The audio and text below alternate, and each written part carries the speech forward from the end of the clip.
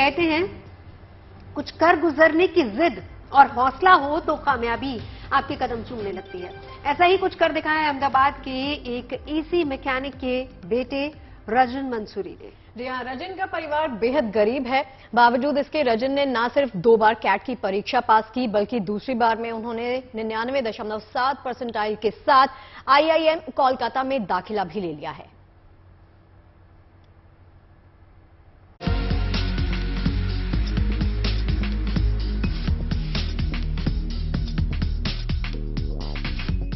कहते हैं मजबूत इरादे और मेहनत के आगे कोई भी मंजिल दूर नहीं होती। इसी कहावत को एक बार फिर से अहमदाबाद के रजीन मंसूरी ने सच साबित कर दिखाया है। रजीन ने न सिर्फ कैट क्लियर किया है, बल्कि 2 बार अच्छी रैंक लाकर उन्होंने इतिहास रच दिया है। पहले तो काफी सरियल एक्सपीरियंस होता है, रियलाइज नहीं होता कि आपका सच में इतना अच्छा रिजल्ट आ गया है, पर धीरे धीरे आपको रियलाइज हो जाता है कि हाँ, आपका रिजल्ट आपके सामने है। अब आगे जो देखना है, आगे वो 2 साल MBA के देखने हैं, जो उतने ही टफ होते हैं जितना हमारा प्रिपरेशन अंदर जाने का होता है। तो बस अब उसी के लिए तैयारी चल रही है। रजिन की कामयाबी पर उनका पूरा परिवार गदगद है, लेकिन रजिन के लिए मुकाम आसान नहीं था। इसके लिए उन्होंने दिन रात मेहनत की। रजिन ने 2021 में कैट की परीक्षा दी थी। परीक्षा में 96.2 परसेंटाइल पाने के बाद रजिन को IIM उदयपुर में एडमिशन मिल रहा था, लेकिन और बेहतर करने की जिद, जुनून की वजह से एडमिशन नहीं लिया। नवंबर 2022 में 99.7 परसेंटाइल के साथ दोबारा कैट की परीक्षा पास की। रजिन को टॉप रैंक IIM बेंगलोर और IIM कोलकाता से एडमिशन का ऑफर मिला। IIM बेंगलोर में बिजनेस एनालिटिक्स करने का न्योता मिला। रजिन ने जनरल MBA करने के लिए IIM कोलकाता को चुना। अहमदाबाद के एक छोटे से घर में रजिन ज्वाइंट फैमिली में रहते हैं। घर की माली हालत ठीक नहीं है। रजिन के पिता इरफान एसी मैकेनिक हैं।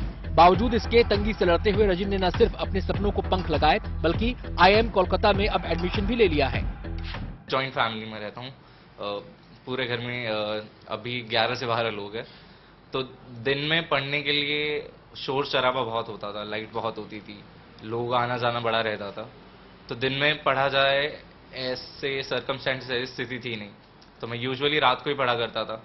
आती थी थोड़ी लाइट, पर वो अब यूज टू हो गए थे हम लोग, क्योंकि 3-4 साल से इसकी पढ़ाई जब से ये हो, तो इसका पढ़ाई इम्पोर्टेंट थी हमारी, दिक्कत से ज्यादा इसका कैरियर कहने उसकी जरूरत।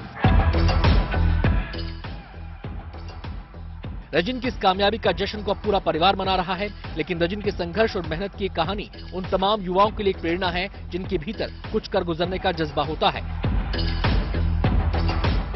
अहमदाबाद से गोपी मनियार के साथ bureau report, good news today.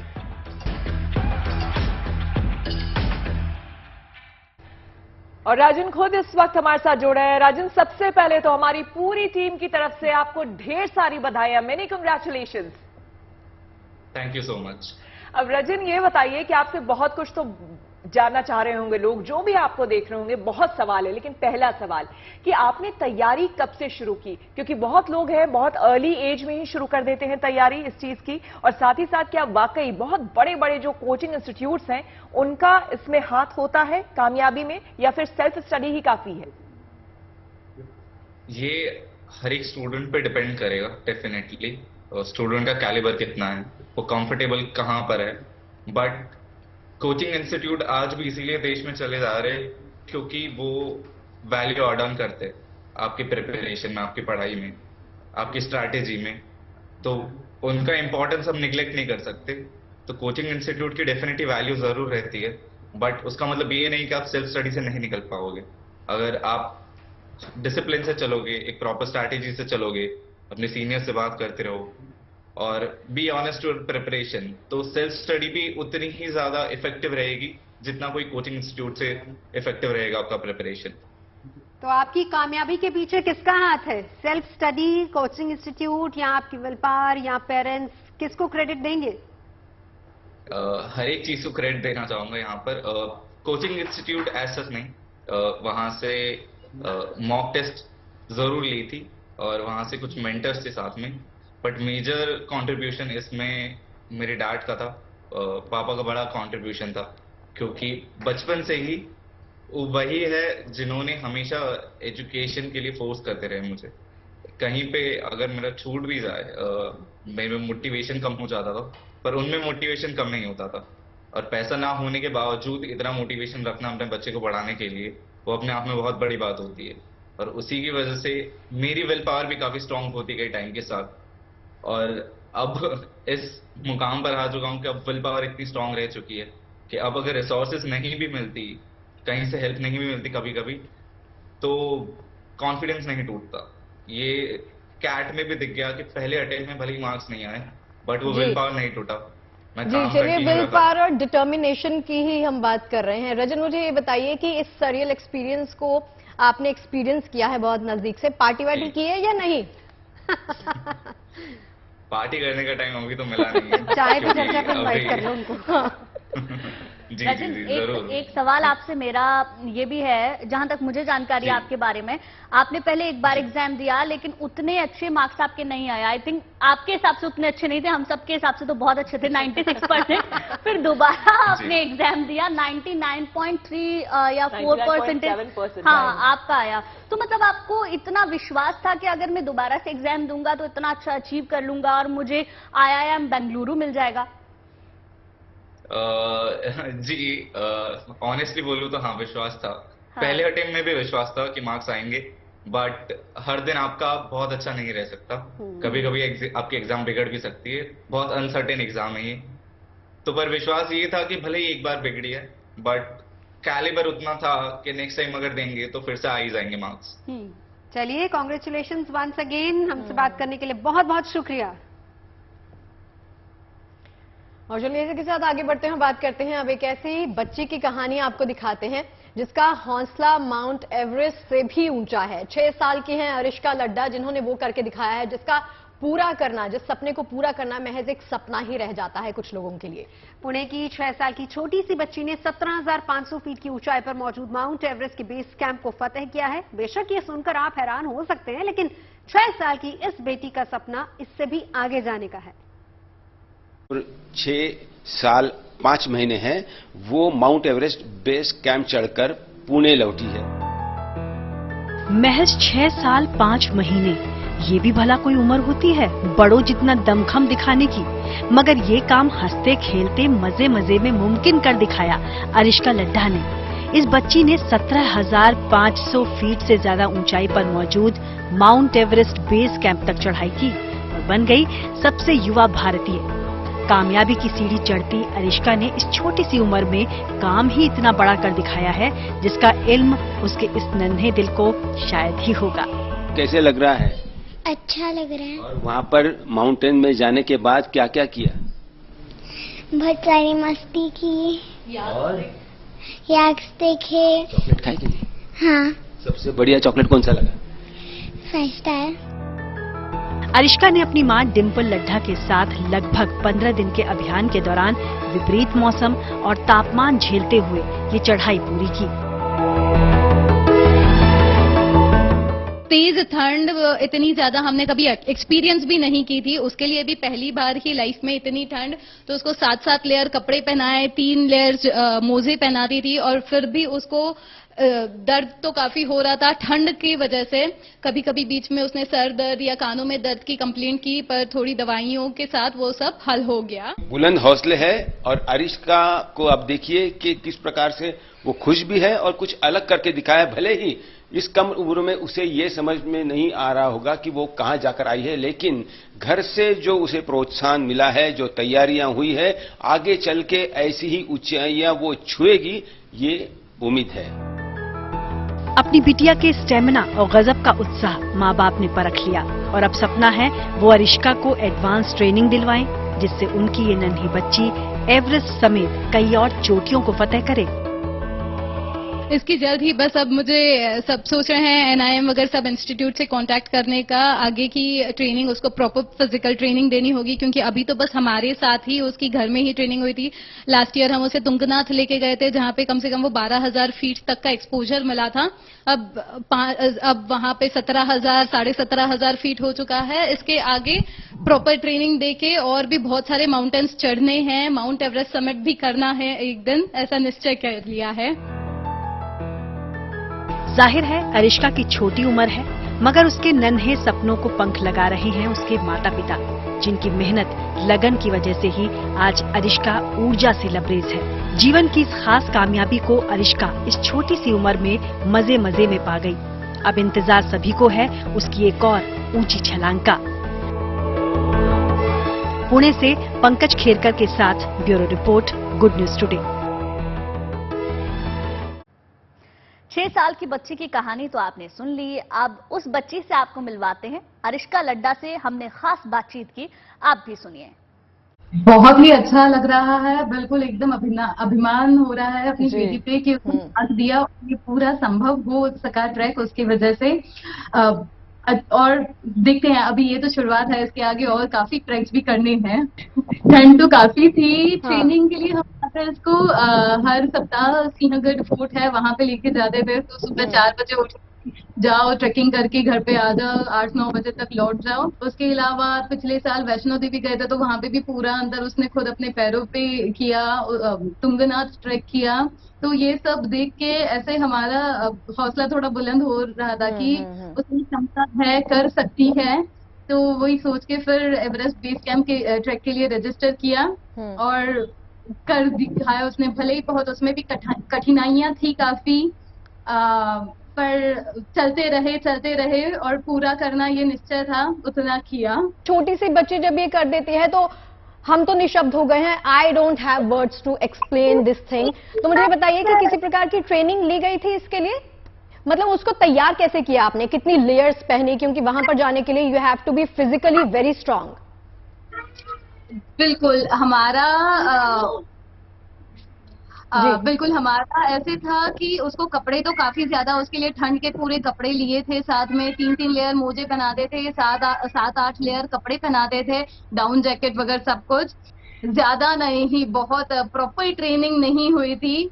हमारा एवरेस्ट जाने का प्लान भी काफी अचानक बना था, लास्ट मोमेंट प्लान था। ऐसे दिमाग में कभी सोचा नहीं था कि एवरेस्ट इस कैंप करेंगे और वो भी उसके साथ करेंगे, पर हो गया वो संभव। रिएक्शंस कैसे मिल रहे हैं? जाहिर सी बात है कि मीडिया अटेंशन तो आपकी बेटी ने ग्रैब कर ही ली है। आपके रिलेटिव से, आपकी फैमिली से कैसे रिएक्शंस मिल रहे हैं इस अचीवमेंट के लिए? हर किसी को सवाल है कैसे कर पाई वो, बट हर कोई बहुत ज्यादा खुश है, हर अभिमान है सबको उस पे।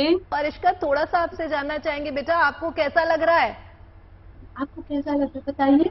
बहुत अच्छा लग रहा है। तो आपको डर नहीं लगा जब आप ट्रैक कर रहे थे? आपको बिल्कुल भी डर नहीं लगा? बोलो। नहीं लगा। तमिलनाडु में आपको बता दें कि इन दिनों चितराई उत्सव की धूम मची हुई है। नए साल के रूप में मनाए जाने वाले इस पर्व को लेकर मदुरई में हर्ष और उल्लास का वातावरण है। आस्था के साथ लोग इस महोत्सव में शामिल हो रहे हैं। और 15 दिनों तक चलने वाले चिथिराई महोत्सव में सबसे खास होता है मां मीनाक्षी और भगवान सुंदरेश्वर का विवाह। इस खास मौके पर हजारों की तादाद में श्रद्धालु मौजूद रहते हैं, इस अनोखे विवाह के साक्षी बनते हैं। आप भी देखिए विवाह की कुछ तस्वीरें।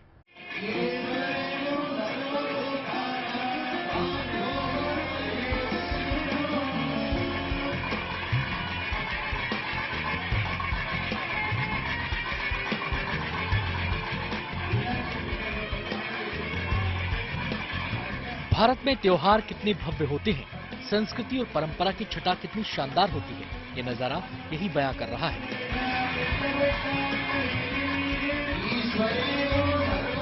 रोशनी से चमचम चमकते मंदिर चिथिराई उत्सव की भव्यता और बढ़ा रहे हैं। उत्सव, त्योहार और रीति रिवाज हमारे देश की रौनक है, हमारे देश की समृद्ध पहचान है। दक्षिण भारत में 15 दिनों तक मनाए जाने वाले त्योहार चिथिराई के क्या कहने। पूरा मदुरई शहर त्योहार के रंग में रंगा हुआ है। लोगों में उत्साह है, उमंग और उल्लास भरा हुआ है।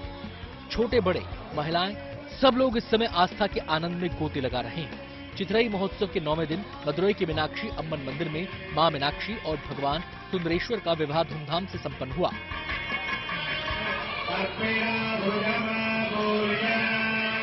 मंदिर का हाथी भी इस विवाह का साक्षी बना। यही नहीं, इस मौके पर हजारों श्रद्धालु उपस्थित थे और जुलूस में शामिल भी हुए।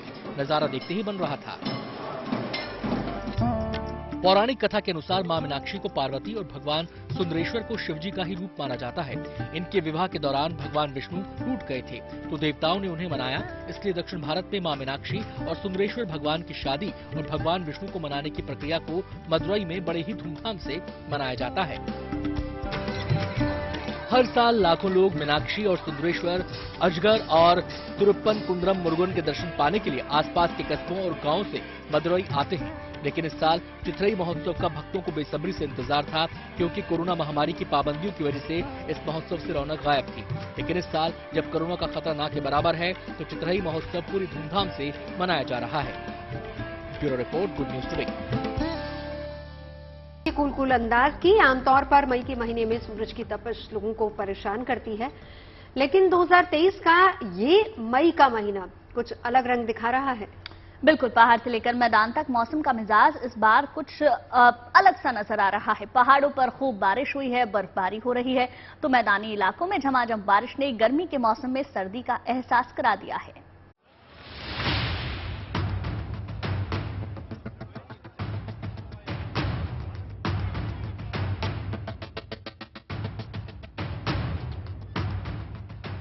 मई के महीने में मौसम का मिजाज कुछ ऐसा कूल हुआ कि तन मन सब ठंडे हो गए। पहाड़ से लेकर मैदान तक सर्दी के आगोश में लिपट गए। भीगना तो चाहिए था चिलचिलाती गर्मी के पसीने में, लेकिन भीग रहे हैं झमाझम बारिश में। पहाड़ों पर तो बारिश के साथ बर्फबारी ने मौसम खुशगवार बना दिया है। क्या केदारनाथ, क्या बद्रीनाथ, क्या शिमला और क्या देहरादून, बस शहर बदलते चलिए, लेकिन तस्वीरें हर जगह एक सी ही हैं। हालांकि मौसम की दुश्वारियों को देखते हुए 3 मई तक केदारनाथ धाम यात्रा के लिए ऑनलाइन और ऑफलाइन दोनों ही रजिस्ट्रेशन रोक दिए गए हैं। चमोली में भी मौसम विभाग ने अलर्ट जारी कर दिया है। बद्रीनाथ धाम में भी श्रद्धालुओं का हौसला बारिश और सर्द मौसम पर भारी पड़ रहा है।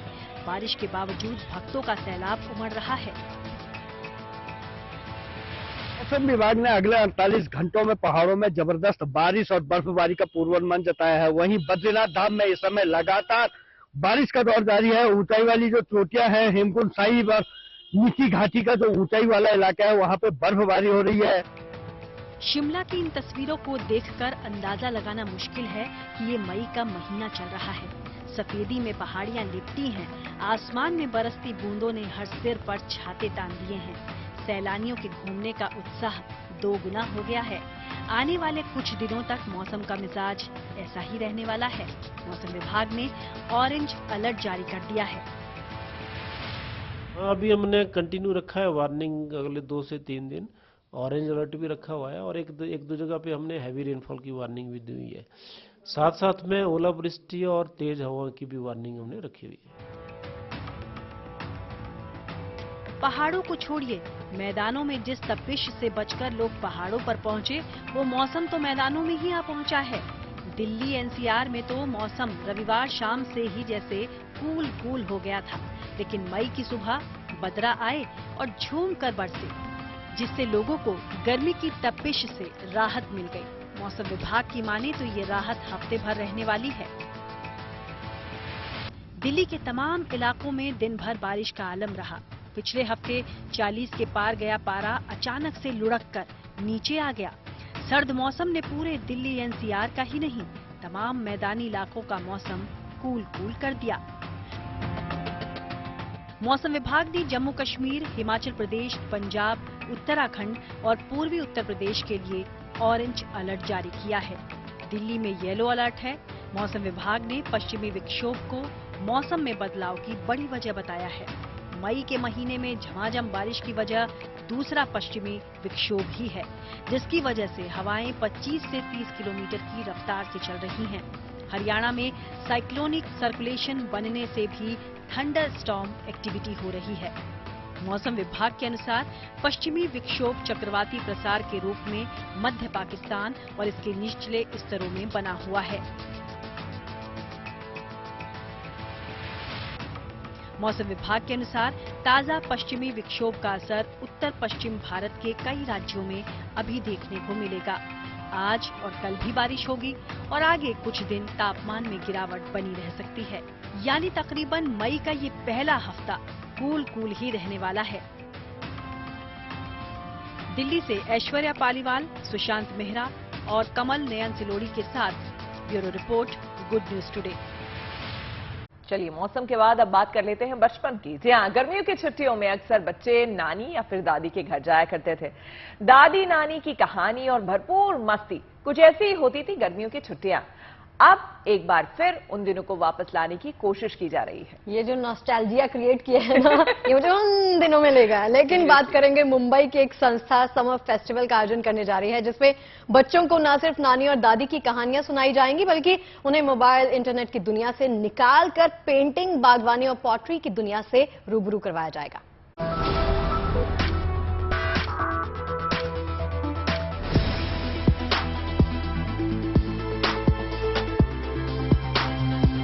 गर्मियों की छुट्टियों में नन्हे मुन्नों का दिन कैसे कटे, इसका यहां पूरा इंतजाम है। मुंबई के बांद्रा इलाके में बच्चों के लिए अनोखे फेस्टिवल का आयोजन किया गया। यहां एक छत के नीचे बहुत कुछ है। गुड्डे गुड़ियों का शानदार कलेक्शन, अनोखे वर्कशॉप की व्यवस्था। इसी के तहत नन्हे मुन्ने पेंटिंग पर हाथ आजमा रहे हैं।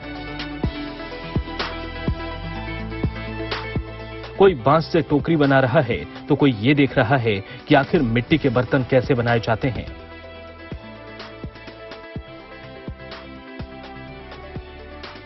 यही नहीं, यहां बच्चों के लिए गीत संगीत का आयोजन भी किया गया है।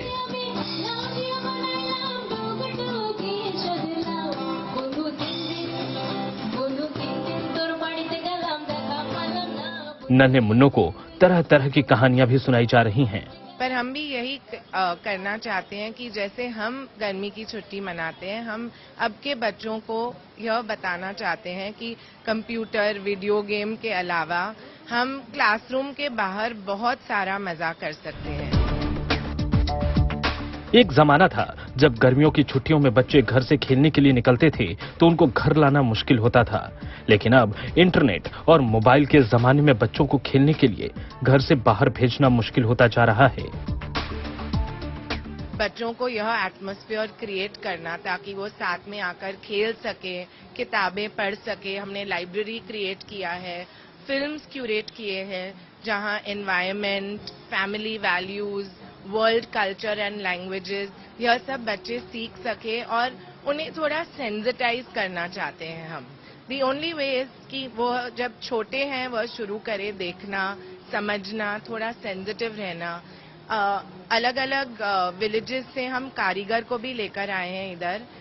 पॉटरी है, बास्केटरी, जहां बच्चे कारीगरों के साथ बैठकर काम कर सकते हैं ताकि वो वैल्यू भी कर सके कि हैंडमेड चीजों का इतना मतलब कितना टाइम जाता है, कितना मेहनत लगता है, और वो जब छोटे हैं उनको ये सब चीजें वैल्यू हो जाए। गर्मी की छुट्टियों में किस तरह की एक्टिविटी सीखें, पेंटिंग, गीत संगीत, कहानियों और तरह तरह की कलाओं के प्रति उनका रुझान बढ़े, इसी को बढ़ावा देने के लिए ये आयोजन किया गया है।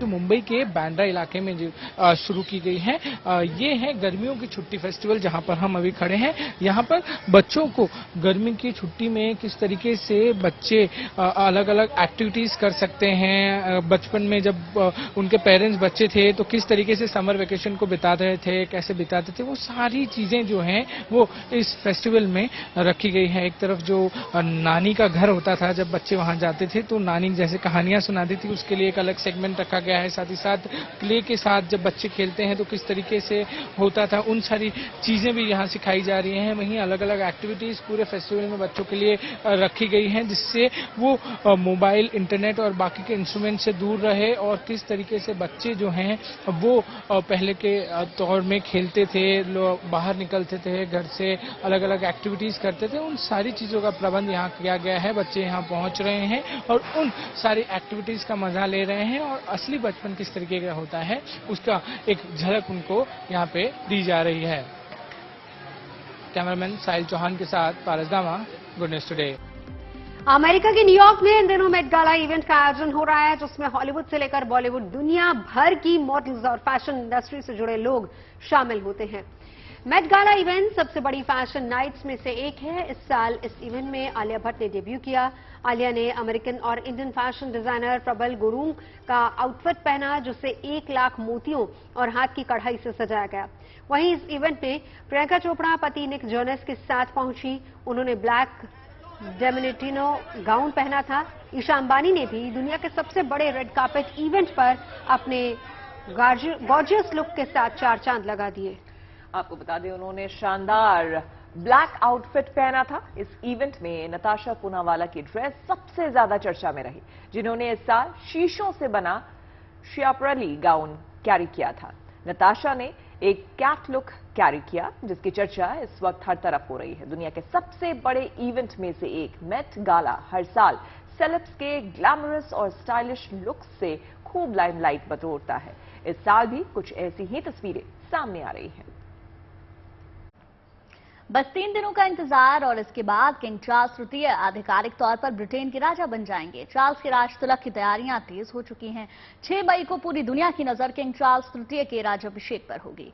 ताजपोशी 1000 साल से ज्यादा समय तक चले आ रहे रीति रिवाज के मुताबिक ही होगी। जी हाँ, ये समारोह कितना खास और शानदार होगा, इसका अंदाजा इस बात से लगाया जा सकता है कि इसके आयोजन पर 1000 करोड़ रुपए खर्च होने का अनुमान है। इस मौके पर ब्रिटेन में जश्न भी जोरदार होगा। इस खास लम्हे की गवाह बॉलीवुड एक्ट्रेस सोनम कपूर भी बनेगी।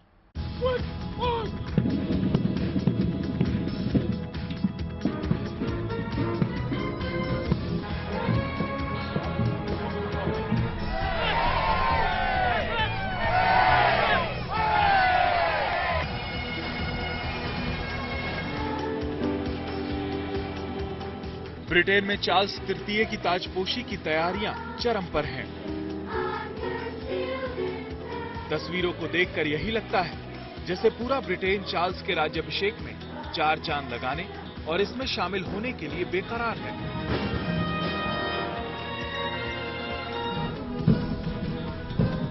चार्ल्स का राज तिलक दुनिया का सबसे बड़ा इवेंट बनने जा रहा है।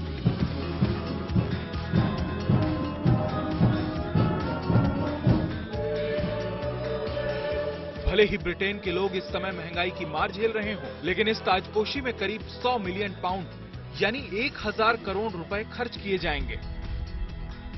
ये समारोह पूरे यूरोप और पूरी दुनिया के लिए अपनी तरह का अनोखा और सबसे भव्य समारोह है। इसमें हजारों सालों से चली आ रही रस्मों के तहत राजा रानी को ताज पहनाया जाएगा और दर्शक गॉड सेव द किंग के नारे लगाएंगे।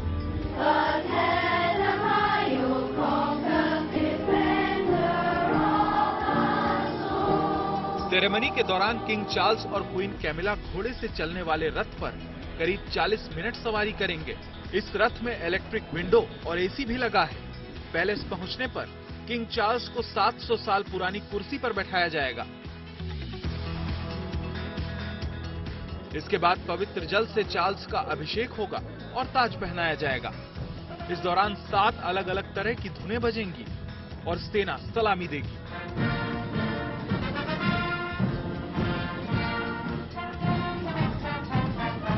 किंग चार्ल्स के राज्याभिषेक में 6000 ब्रिटिश सैनिक हिस्सा लेंगे।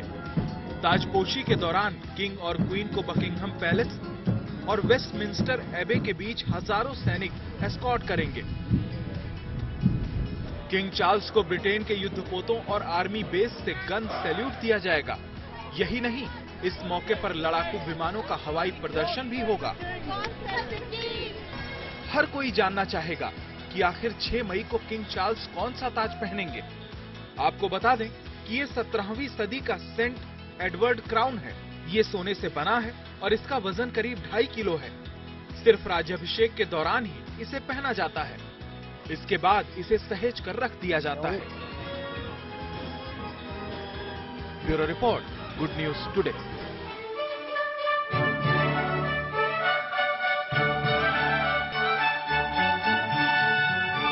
खबरें हमने आपको बताई और हमने गप्पे भी बहुत मारी, राइट। और कब समय आ गया आपसे अलविदा कहने का ये पता ही नहीं चला, लेकिन उम्मीद है आपको खबरें और चाय दोनों ही पसंद आई होगी। यार इमोशनल कर जाती है पता जाते जाते लेकिन चाय और खबरों की जुगलबंदी को मौसम ने और खुशनुमा बना दिया है। बिल्कुल सही कह रही हैं आप शगुफ्ता और श्वेता। हाथ में चाय का प्याला हो, खबरों में ताजगी हो और मौसम खुशगवार हो तो मजा दोगुना हो जाता है। ऐसे में रह जाती है तो सिर्फ गुंजन की सुरीली आवाज वाला गाना जो हम अभी सुनेंगे आपसे अलविदा कहने के बाद। लेकिन हाँ, आपको कहीं जाना नहीं, आईपीएल वाली सारी हलचल है फन गली में इस ब्रेक के बाद। कल चाय साथ में।